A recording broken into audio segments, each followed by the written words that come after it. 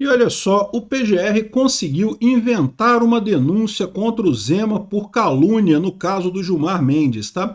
Verdade seja dita, o PGR, né, o Paulo Gonet, ele deu um jeito de não botar o Zema no inquérito das fake news, porque já estava muito queimado essa parada, ia ficar mais um pepino pro Alexandre de Moraes descascar. O Alexandre de Moraes deve ter falado pro Gilmar Mendes, olha, não manda para mim essa história não. Daí eles inventaram da cabeça do Gonet que o STJ seria o tribunal adequado para julgar esse caso do Zema de calúnia, o que é um absurdo. O Zema, neste momento, não é governador de Minas Gerais, não tem nenhum cargo político neste momento, mas inventaram que ele teria foro por prerrogativa de função no STJ, embora ele não tenha nenhuma função pública nesse momento. Um absurdo.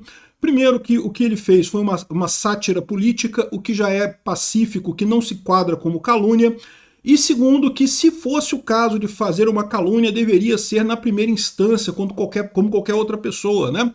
Evidente que, sendo no STJ, a instância imediatamente superior depois da dele é o STF.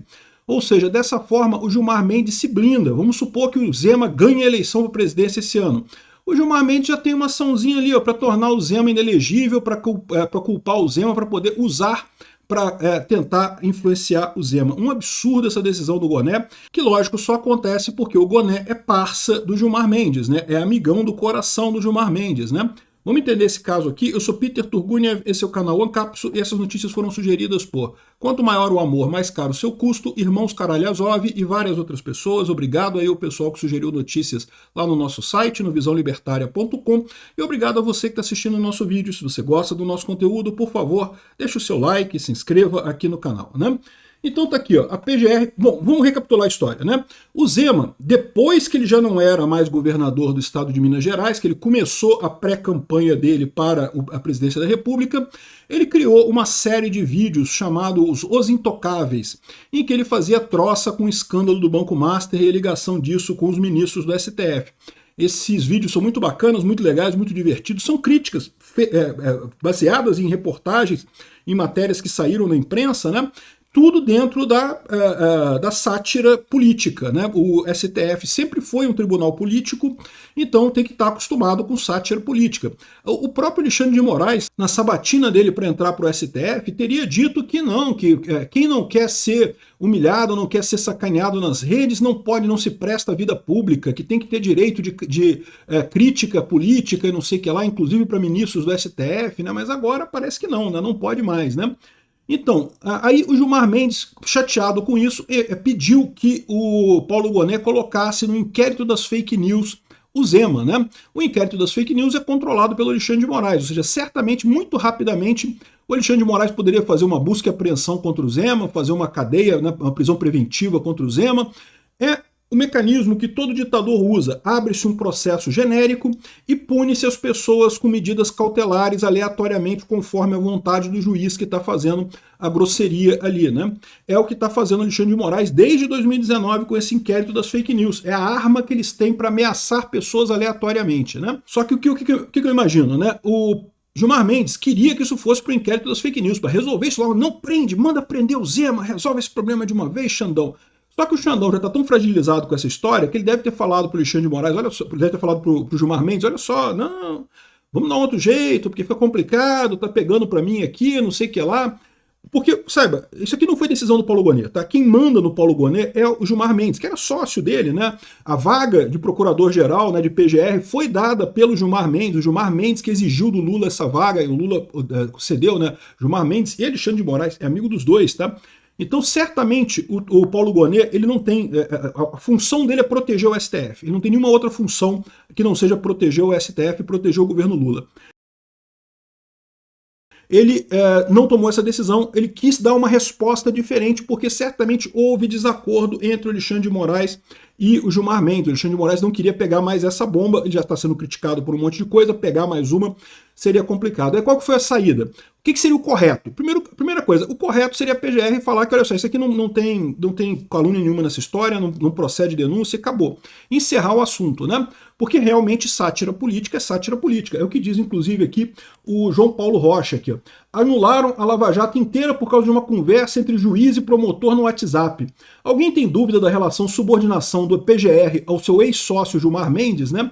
E outra coisa, temos que achar normal os dois principais concorrentes do Lula nas eleições começarem a responder processos criminais por falas, né? Lembra que o Flávio Bolsonaro também tem um processo por calúnia contra o Lula. Esse já no STF, porque é senador, né? E aqui, ó, o Matheus Simões fala aqui, ó, mais de 20 anos eu dou aula como professor de direito. Me permitem afirmar com tranquilidade, sátira política não é calúnia. Enquanto facções avançam pelo Brasil e o cidadão paga o preço da insegurança, o PGR resolve denunciar o ex-governador Zema por uma denúncia social cômica com uso de fantoches. E ainda pede 100 salários mínimos de reparação, que dá mais de 100 mil reais, tá? Quem não pode ser criticado não deve ocupar posição pública, né? O Zema tem todo o meu apoio e eu concordo com ele. É um absurdo sobre qualquer aspecto que se veja isso daqui, tá? Agora, vai para o STJ. E aí é o que o André Marcília está colocando aqui, ó. O Boné não colocou o Zema no inquérito, mas deu um pirulito para o Gilmar Mendes. Não, esse pirulito foi combinado entre o Gilmar Mendes e o Alexandre de Moraes, né? Tá na cara que o Alexandre de Moraes ficou receoso de pegar mais essa bomba, e aí dividiram a coisa, jogaram pro STF, para não dizer que não deu nada, tá? Mas aí entra um outro aspecto, por que o STJ não faz sentido? O STJ é foro por prerrogativa de função para governadores. Se você é um governador, o seu foro por prerrogativa de função é o STJ. Que negócio é esse? O Zema não é mais governador de Minas. Aliás, não era governador de Minas quando lançou o primeiro vídeo da série, e o vídeo em questão em que ele critica o Gilmar Mendes também, ele já não era governador, né, mais, né? Aí a desculpa dele foi que, olha só ele dizendo aqui, ó, porque o Boné fez a denúncia, quem fala aqui é o João Paulo Rocha, tá? Porque o Boné fez a denúncia do Zema no STJ se ele não é mais governador? Desde antes de postar o vídeo denunciado, né? A lei virou pó no Brasil, né? Basta uma interpretação criativa e pronto. O que ele disse? Ele disse que não, que a rede social do Zema cresceu porque ele virou governador. Então, por isso, qualquer coisa que ele poste naquela rede social dele é de governador. Não, caramba, não tem mais. No X você tem ali a marquinha de governo, que é aquela marquinha cinza, né? A marquinha azul é quando você paga o reconhecimento pelo X, né? A marquinha cinza é quando você é órgão de governo. O reconhecimento é de graça, porque você é alguém ligado a um governo, né? A marquinha amarela é quando você é ligado a uma empresa que também paga o X alguma coisa, né? Então, não tem lógica nenhuma, né? O Zema não é mais governador de Minas Gerais, ele não tem mais poder nenhum, ele tem a rede social dele porque ele cultivou essa rede social. Ele já tinha rede antes de se tornar governador. Mas ela cresceu naquela época. Cara, repara o absurdo disso, né? Porque, na verdade, esse foro por prerrogativa de função foi feito para proteger governadores e presidentes da República, porque antes a pessoa entrava com qualquer acusação num juiz de primeira instância, e se pegasse um juiz de primeira instância que não gostava do presidente ou do governador, ele ia poder lá e condenar o governador e o presidente, né? Agora está sendo usado o contrário, está sendo usado para jogar de forma rápida o processo para as cortes superiores, para chegar rápido no STF, para o Gilmar Mendes poder fazer as merdas dele lá, o Gilmar Mendes, o Alexandre de Moraes, o Toffoli e o Dino poderem fazer a merda deles lá de achacar as pessoas, de proibir as pessoas. Olha o absurdo que a gente está vivendo, tá? É o que eu falo para vocês.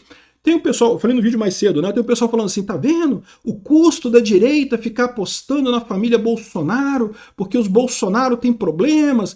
Meu amigo, que Bolsonaro tem problema? Não tem problema nenhum nesse negócio do filme Dark Horse lá. E se fosse qualquer outra pessoa, eles iam inventar um problema do mesmo jeito. Da mesma forma que inventaram do nada um problema com o filme do Bolsonaro e o Flávio Bolsonaro, inventariam alguma coisa do Zema. Você tem alguma dúvida? Olha só o que eles estão fazendo com o Zema aqui por causa de uma tirinha cômica que ele fez com fantoche e coisa e tal, né? Aqui, ó. Foi justamente o que aconteceu no caso retratado no vídeo postado pelo Zema. Quando Gilmar deu o habeas corpus para a empresa da família do Toffoli, foi aceitando uma manobra de empresa para escolhê-lo como juiz, né? Exatamente a crítica que o Zema fez ao Gilmar Mendes. Não, eu vou dar um jeito aqui de pegar esse caso para cancelar a quebra de sigilo bancário, né? No caso do Zema, o Boné afirma que o STJ é competente porque os perfis em redes sociais dele só ganharam notoriedade porque ele foi governador. E aí interviu em debate de repercussão nacional. Que porra é essa? As redes sociais de todo mundo crescem com o tempo, por motivos diferentes, né? Não cresceu só porque ele era governador, cresceu por um monte de aspectos, porque o pessoal gosta dele, gosta de seguir ele. né? Repara como é que foi usado um truque para jogar esse caso para o STF, para ficar mais perto do STF, para jogar esse caso para o STJ, para ficar mais perto do STF, né? Ou seja, a partir do momento que você vira governador, qualquer coisa que você fale nas redes sociais, de acordo com esse entendimento do Goné agora, vai para o STJ. O que é uma coisa que não faz sentido nenhum, cara, não tem lógica nenhuma isso daqui, né? A lei diz isso? Não, a lei não diz. É porque ele achou que era e foi lá e botou canetada e coisa e tal. E, cara, é um absurdo isso daqui, tá? É um absurdo realmente, né? Bom, vamos ver quem que vai cair isso no STJ, porque aquela roleta viciada que tem no STF costuma ter no STJ também. Capaz de cair com algum juiz amigo do Alexandre de Moraes e do Gilmar Mendes lá no STJ também, para já fazer a dobradinha. E aí, podem fazer a dobradinha sem, tá vendo? Nós não temos, condenaram o Zema, mas não fui nem eu, o Gilmar Mendes, foi só meu camarada aqui, meu amiguinho aqui que tá no STJ aqui, mas foi isento, foi sortearam ele lá na roleta mágica do STJ, né? Então, vamos aguardar o que vai ser isso aqui. Infelizmente, essa é a situação que nós vivemos, esse é o país que nós vivemos. Um judiciário totalmente aparelhado, querendo perseguir todo mundo que não seja o Lula. O Lula, curiosamente, que tem um monte de evidência de merda, que tem um monte de evidência que o filho dele está sendo preso aí, o Lula troca o delegado que investiga o filho dele, e não estou nem falando nisso, os jornais não estão nem falando nisso, nem dão bola para esse negócio. Ah, não, trocou o delegado, ai, coisa normal. Quando foi o Bolsonaro que trocou o chefe da polícia, que era a prerrogativa dele trocar mesmo, foi um escândalo, que estava no fim da democracia, golpe, não sei o que lá. Agora, trocar o delegado, que estava investigando o filho do Lula. Não, aí trocou, pode trocar, tranquilo, normal, coisa e tal. Isso é interferência na polícia, isso é um absurdo, né? Só para complementar, o Zema respondeu aqui a reportagem. Os intocáveis não aceitam críticas, os intocáveis não aceitam humor. Os intocáveis não querem prestar contas de seus atos. Os intocáveis se julgam acima dos demais brasileiros. Não vou recuar 1 milímetro, segue o jogo, parabéns ao Zema pelo posicionamento dele. Mas eu acho que tem mais uma leitura interessante nessa história aqui, tá? Como eu falei para vocês, essa atuação para tentar queimar o Flávio Bolsonaro não partiu do governo Lula, partiu do STF. E aí o STF se tocou de um problema. Se eles queimarem o Flávio Bolsonaro agora, o cara com maior chance de assumir o posto de nome da direita seria o Zema. Então, esse momento da denúncia não é aleatório, não. Eles querem mesmo bater no Zema também, para avisar, ó só, se o Zema crescer, a gente vai bater no Zema também, a gente vai proibir o Zema também, né? Qualquer candidato que crescer, a gente vai dar um jeito de bater nele. E é provável que sim, é provável que façam isso, né? Esse foi o recado deles.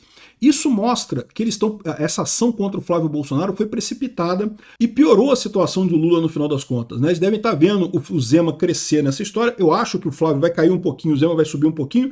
Não vai mudar nada de forma geral, porque no segundo turno vai ser de novo Lula e Flávio mesmo, e o Flávio vai herdar os votos do Zema de qualquer forma. Mas essa é a preocupação desse pessoal, né? Vou te falar uma coisa, tá enrolado esse negócio aí. Esse é o problema do Lula. Eles acham que podem destruir o pessoal da direita, podem bater em todo mundo, mas vai sobrar alguém da direita para ganhar a presidência, tá? Pode ter certeza disso. Obrigado por assistir nosso vídeo até o final. Tem alguns links para você nos ajudar aí na tela e também na descrição desse vídeo. Contribua com o nosso projeto.